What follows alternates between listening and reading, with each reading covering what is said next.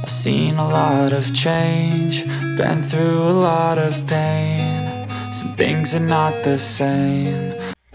Good day mga kadagat. Nari ko diri karon sa taas mga kadagat, diri sa may pilot house namo o bridge na ako diri galingkod og atong makita ning usa ka light boat fishing vessel. May agi kay palawod na ni sila mga kadagat. Ito nila pingon to sa lawod. Fishing vessel na siya. Light boat mao niyang magbutang og kuan suga kada gabi para mo duol ang mga isda adto magtapok sa iyaha. So gasunod po ning isa niya light boat gihapon ni siya mga kadagat. Gasunod palawod na sila kay adto na po sila dito sa lawod magtambay mga kuan na reaction na og ngit plaster na sila, mangitan na sila og kaplastara nilang sakto para ato sila dito magpahayag silang suga. Ni kahayag sa suga ato po na magtapok ni mga isda mga kadagat. So mo na sila ato na sila dito, magplastar na sila dito sa kuan lawod. Paabot po na sila og gabi kay para magpasiga sa ilahang suga. Adto na sila dito palawod. Adto sa may kuan ni sila. Ito paingon sa may Morogol. Adto ni sila dito. Na pod og gasunod na pod. Puro ni light boat mga kadagat na sila light boat. Ano isa po no bangkaw gikan ni kuan ni. Gikan ni sila ning bangka ni nang isda, pauli na po ni siya. So gagupdanay na sila.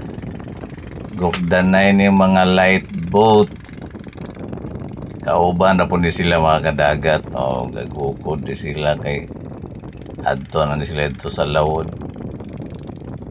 Gupdanay ni sila, paunhanay ni sila asa ni mayong plastara nila. Mao ni ang mga light boat fishing vessel. Paingon na ni sila dito sa Morogol para ato dito mo plastar. Hinahinay na sila dito mga kadagat. Adto na sila dito magkuhan paabot o kagabion. So mao ni ang plastada na mo diri mga kadagat ang kuray sa may tambay nya malingaw po may dirikuan kay dagan po kayo mga fishing boat nga moagi diri dool namo kay diri sa pasulod namo diri ang fishport Sanggali fishport ana tigdungguan ng mga fishing boat nya magdiskarga og mga isda. So karon po makita po nato ning naay fish carrier, naay light boat. Pasulod po ni sila. Adto ni sila dito, mudunggo ni sila dito sa may Sanggali Fishport. Pasulod na po ni sila mga kadagat. Tambay po ni sila dito. Gikan po nila sa lawod, pauli na po sila.